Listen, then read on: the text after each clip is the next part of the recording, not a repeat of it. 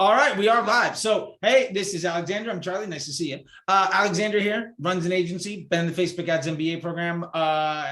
We've been chopping up, doing pretty well. I won't even try to get a sales pitch, man. Tell me about yourself. What are you doing? Where did you come from? And how are things going for you? Yeah, doing great, Charlie.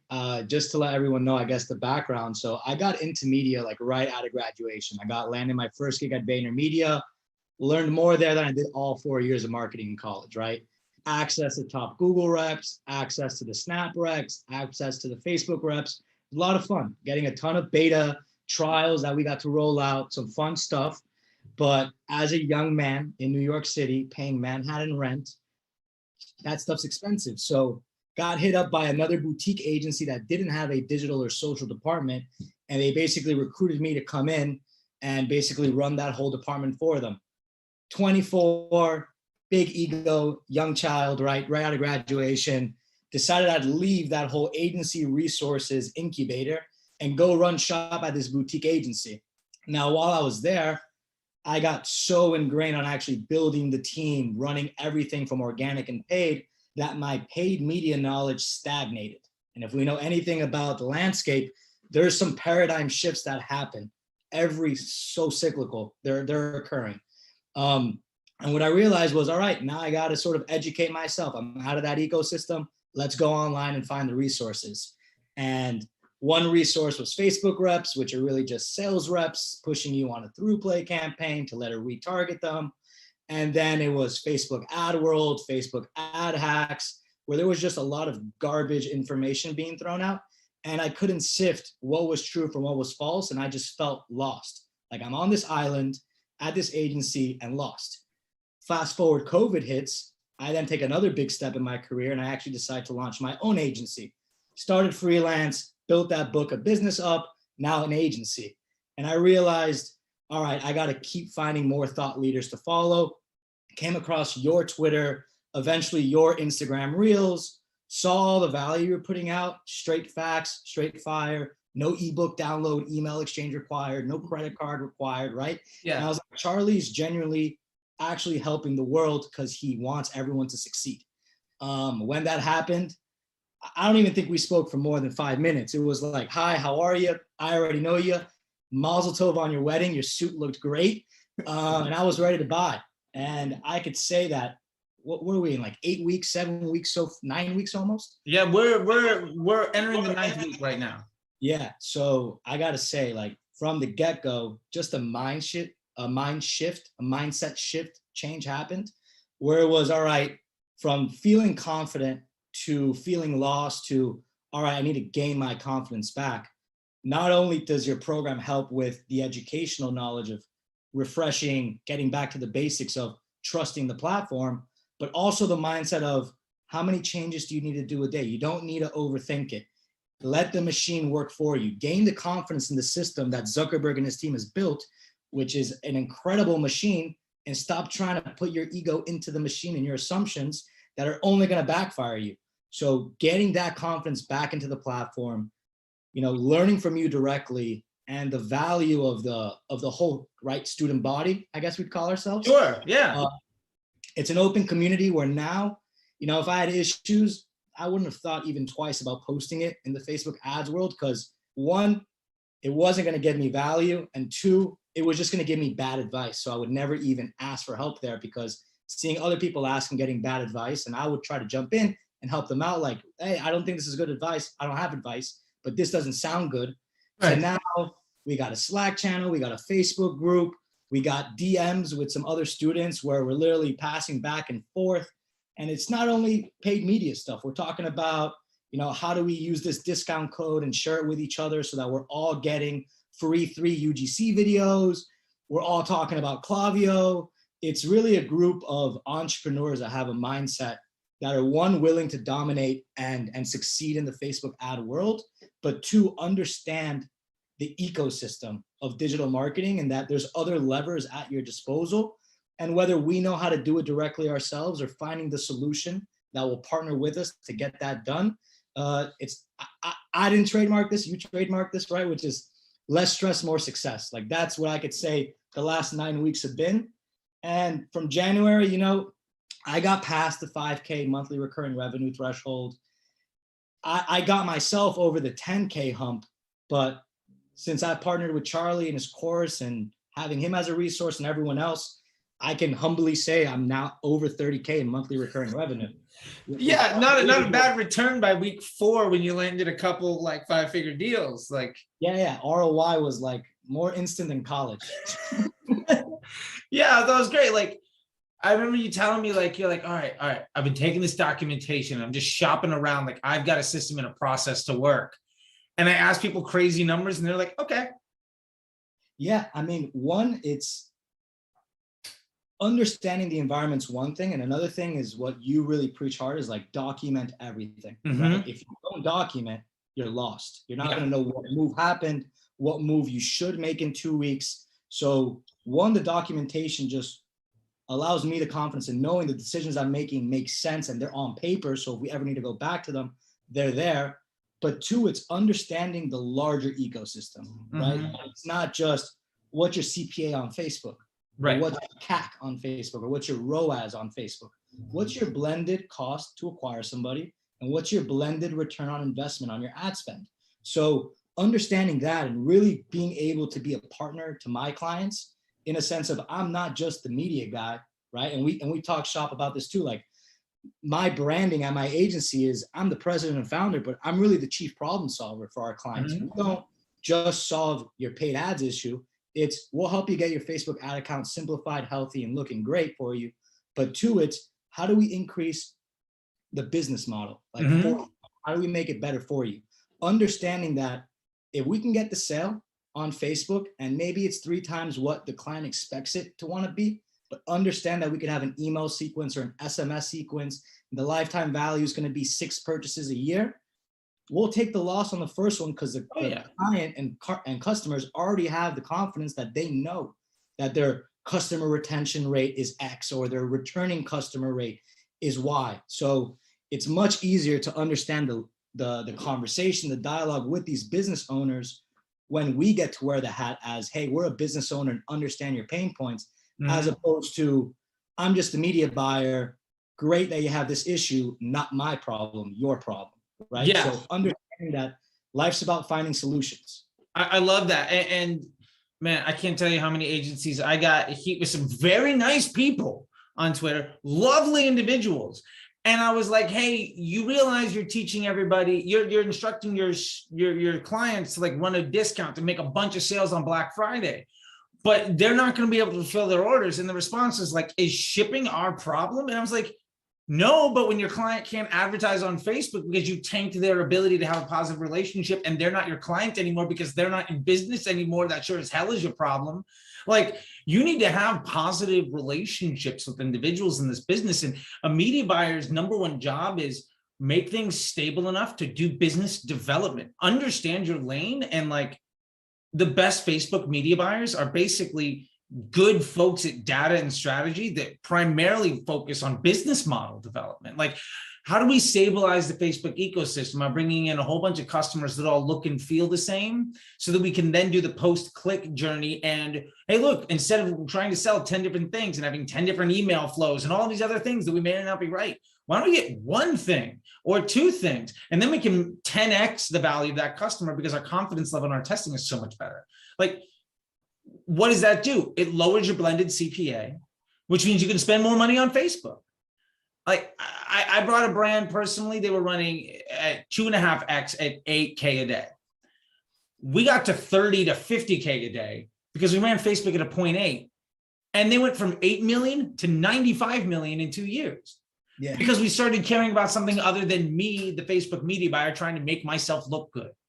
Right. And now you see so many people struggling because the lie of 28-day attribution and delayed attribution and getting these inflated numbers to make Facebook look good is gone.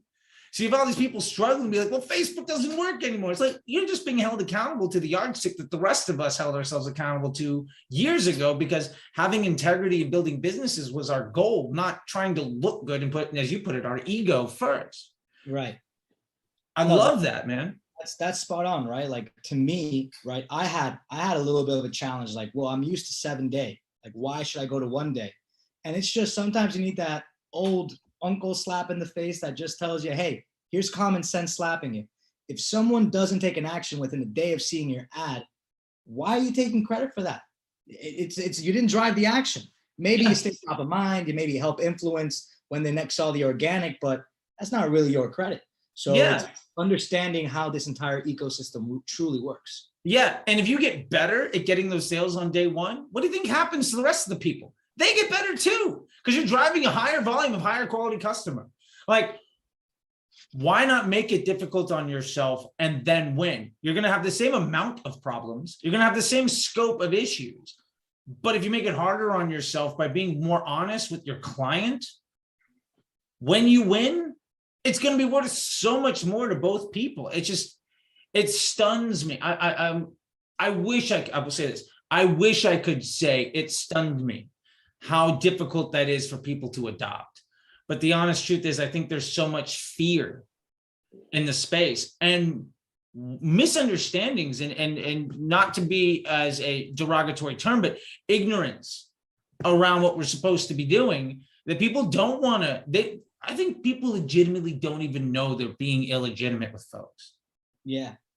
I have buddies over that they're still in Manhattan. They're still in the New York City agency scene, right? And I'm talking to them, like sharing my learnings, my insights.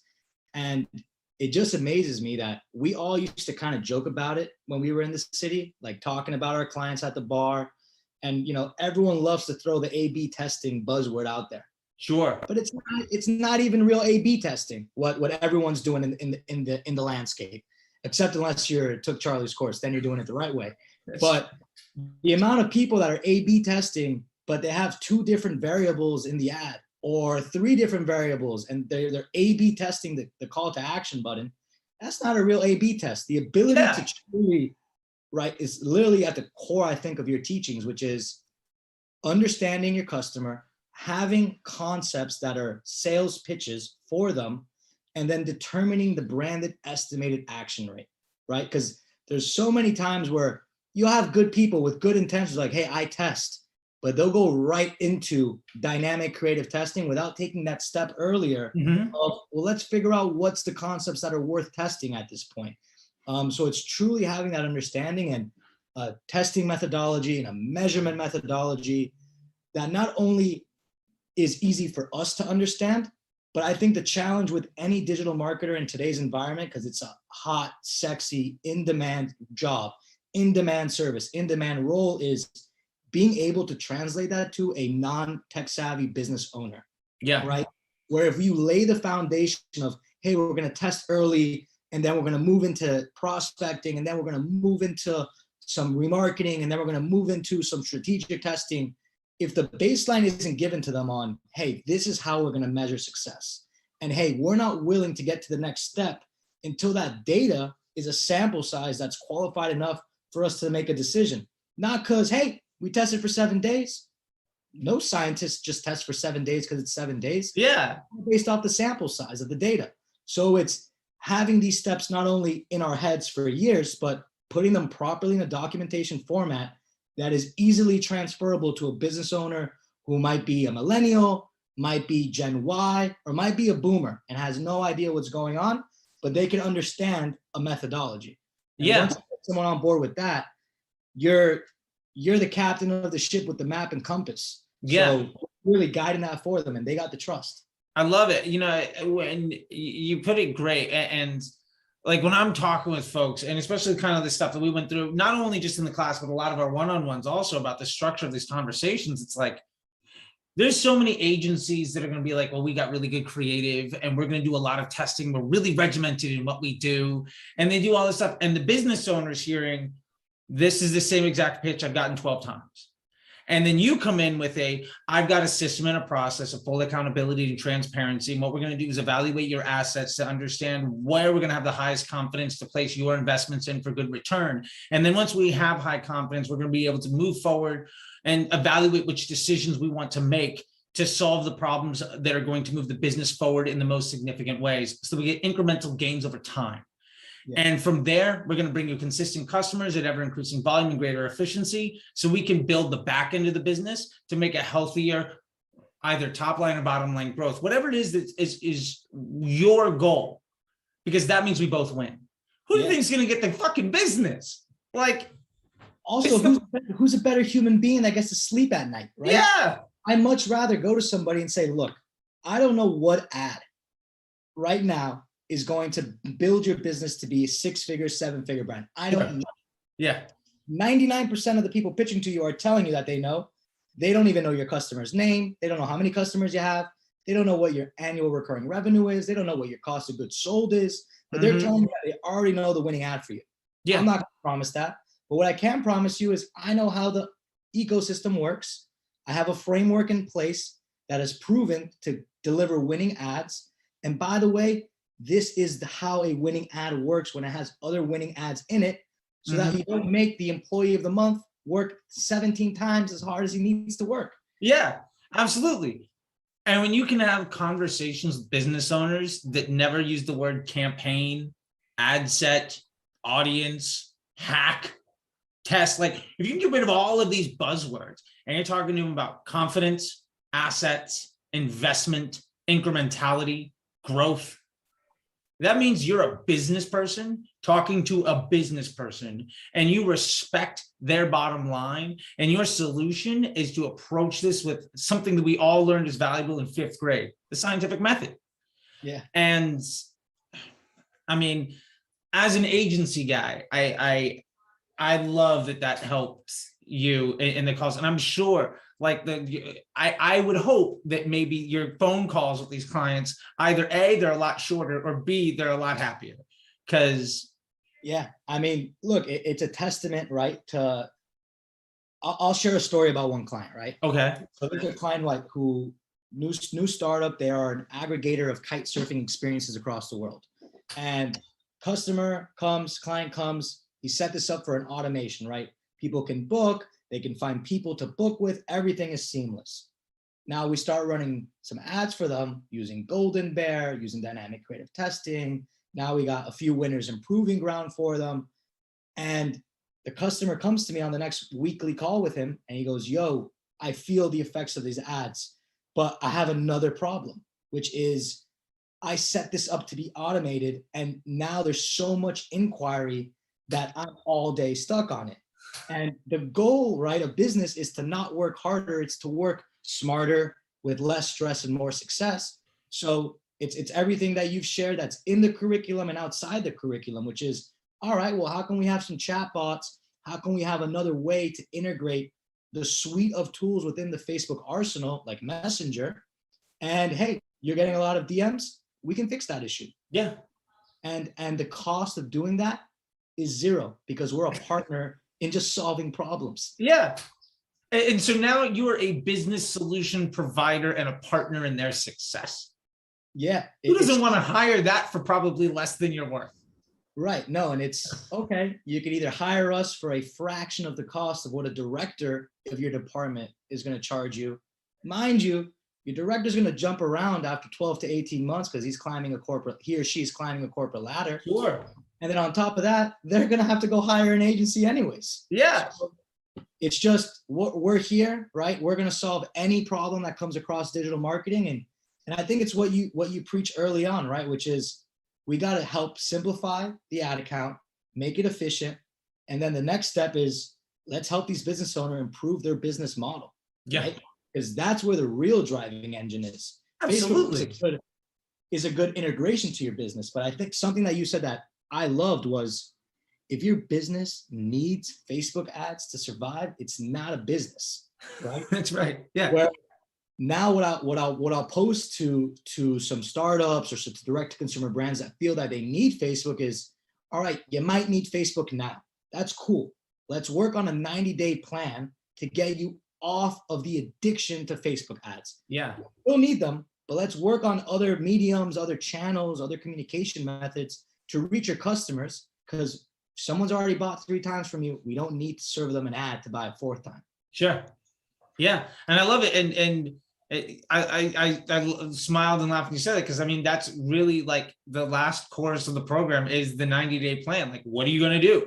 Yeah. What does the next 30 days look like? What's the next 60? What's the next 90? And not just like, well, we're going to test this, we're going to test this, but like, what do you want your business to be? Like, are you going from single purchase to subscription? Do you want to have to hire a customer service team in the Philippines? Like, what does success look like? What are the 2 or 3 things that are really important? And how do we make sure that every decision we're making today accomplishes that goal? Or every bright idea that you have that doesn't, we document and then put on the shelf for a time when it's appropriate. Right. Because we're running businesses. You know, we're not trying to make the Facebook number look good so we can get a larger commission of your ad spend, and we can hopefully return the money back to the salesperson while they bring in 8 other clients that we can't service. Yeah. Yeah. I mean, it's surprising. Well, it's not surprising. It's disappointing. Like how many times you're speaking to a business owner, you're speaking to a brand owner, and they just have this sour taste because the guys on YouTube with Lamborghinis behind them convinced them of something, right? And they just have this distrust. And like it's weird to say, right? But like part of what I like, what I'm doing is, one, it's helping business owners succeed. It's making everybody more money, which makes everybody more happy. Mhm. But 2, it's helping repair the bad taste that digital marketing has left in somebody's mouth because it was a poor digital marketing experience. Yeah. I mean, And the the world is appreciation, full of it. yeah, and the appreciation now I have for my other digital marketing counterparts is through the roof, right? Oh yeah. Now, when I'm collaborating with, copywriters, conversion copywriters, landing page builders, tremendous amount of respect for these individuals and understanding that, look, I'm just half a battle. Yeah. I know that the creative's got to be good. I know the content's got to be good. I know the copy on the landing page got to be good. I'm happy to fall and die based off of the actions the ad drives to the site. But once it's on the site, I can't look at a customer or a client and honestly look at them and say, yeah, well, you had this traffic number. That's not typical. That's not right. No. Now I'm like, look, I'm not even going to take your money until I can make the best open house sign strategy for you. But let's fix this house before we get some viewers to come, because you're not going to get any good offers on this property. No, you're going to just spend a whole bunch of time and money letting everybody know you got a piece of shit on the market. Exactly. So it's now understanding that, hey, there's a lot more value that can be brought to these small to medium-sized businesses. And the need doesn't have to be ads. Ads is a great solution, but it's only a piece of the puzzle. Right. So understanding these other elements that can be tapped into and are needed to tap into, but understanding that there's a confidence where the ads are taken care of. Yeah.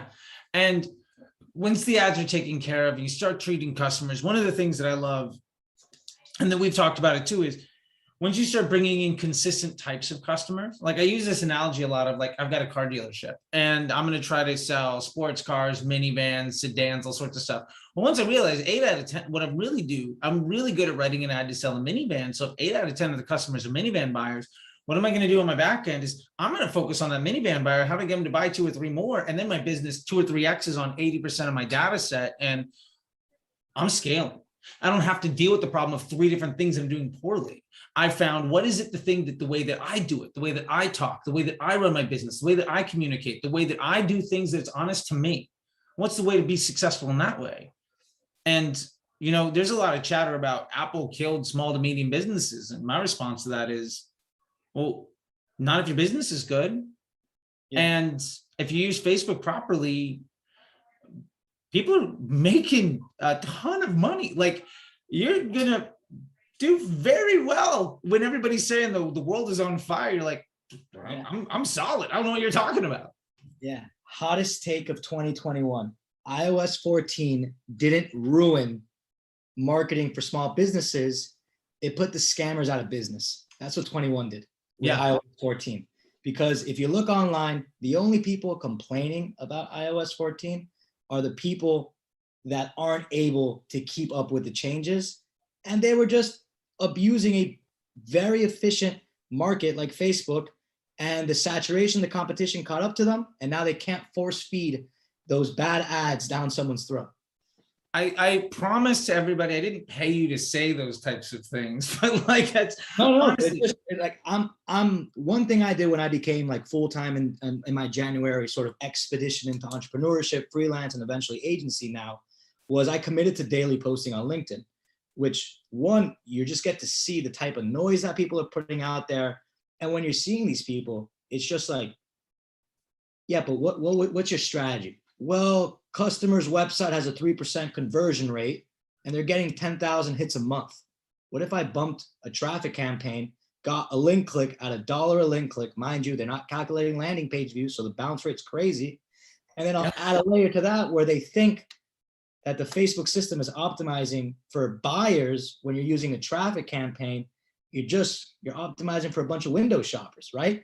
Yeah. So it's you're just seeing that noise and you're like, well, yeah, but everyone else who's actually a thought leader and has some other great ideas, they stopped talking about iOS 14 the week iOS 14 rolled out. Everybody, right, regardless of good, bad, extreme, novice, everyone went through a 2-week adjustment, right? Sure. How we measure. We got to just adapt. It's way fuzzier. It's way grayer. We got to adapt the measurement. But there was still confidence in the strategies. It's just measurement was affected. So that for me was a dead giveaway of what iOS 14 did. It just purged the scammers. Yeah. And it's like, I've been talking about this along. This is the third big purge that I've seen in Facebook. You know, the first one was at the implementation of the Pixel, and people were like, were terrified to not use Facebook as a traffic source. And then when we implemented, when the disruptor group put out the Power 5 and CBO and stuff, there were so many people that avoided it. But I can't tell you how many people got into advertising in 2018 and 2019 that are making $250,000, $1 million a year now. Like, it democratized access in a way because it made it easier and easier and easier to be successful. And we're going to see that again. Here's the biggest change that I've noticed. Every purge event, the market cap for Facebook spend nearly doubled within 24 months. Like, that is insane. And there's absolutely no reason. I think the next 2 or 3 years, and a lot of the Facebook disruptors that I talk to, we're all confident that the next 2 or 3 years is going to be one of the biggest booms that we've seen probably since 2016. And it's going to be great. Like, I'm stoked, you know? Well, I know we've been talking about a lot of this stuff, and I appreciate. One of the two questions I had was for you is just, what was your favorite part about the program, or what are some of the things that you got out of it that, like, if you could have told yourself before when you were kind of iffy or on the fence or something? Just, there's a lot of people out there that are probably watching this at some point in time, and they're like, that sounds great, but, like, you know what I'm saying? Just, what did you enjoy most out of this experience? I'd say what I enjoyed most about this, right, is that the what, the how, and the why are explained. Where a lot of times when you're taking these courses, they'll talk about the what, they'll talk about the why, but the how is like the secret sauce that's in the back corner of the kitchen in a vault. Only 2 dudes know about it, right? Like, that's the secret sauce. Secret sauce is given to you on day 1. And honestly, it's not even hidden from you before day 1.